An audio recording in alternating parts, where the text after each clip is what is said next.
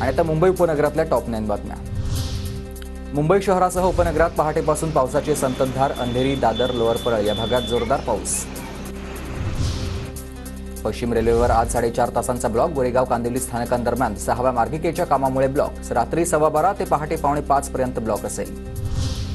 मुंबईतील करी रोड परिसरामध्ये पाणीपुरवठा शुक्रवारी बंद राहणार। सेनापती बापट मार्गावरील प्रमुख जलवाहिनीच्या दुरुस्तीच्या कामासाठी पाणीपुरवठा विस्कळीत। नवी मुंबईत उद्या संध्याकाळी पाणीपुरवठा बंद राहील। जलवाहिनीच्या देखभाल दुरुस्ती कामासाठी पाणीपुरवठा बंद राहणार। नागरिकांनी पाणी जपून वापरण्याचं आवाहन। मुंबईतील म्हाडाच्या 2330 घरांच्या अर्जाची 27 सप्टेंबरला यादी, तर म्हाडाच्या वेबसाईटवर 27 तारखेला सायंकाळी 6 वाजता यादी प्रसिद्ध होईल। दक्षिण मुंबईतील बॅगवे रिक्लेमेशन योजनेतील आता ब्लॉक 3 आणि 4 या MMRDA कडून आराखडा तयार करण्यात आलाय। नरिमन पॉइंट समुद्रामध्ये भराव टाकणार, तर कल्चरल प्लाझा, मरीन प्रकल्प या परिसराला नवा साज देणार। बदलापूर नवी मुंबई प्रवास आता 20 मिनिटात होणार आहे, कारण MMRDA बांधणार आहे विमानतळ प्रवेश नियंत्रण मार्ग।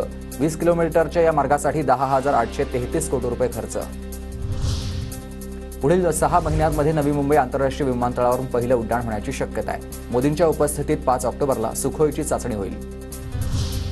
नवी मुंबईच्या APMC मार्केटमधील कांदा महागलेला आहे। घाऊक बाजारातील कांद्याचे दर प्रति किलो 50 रुपयांवर। पावसामुळे कांद्याचे आवक घटल्यानं दरात वाढ झाली आहे।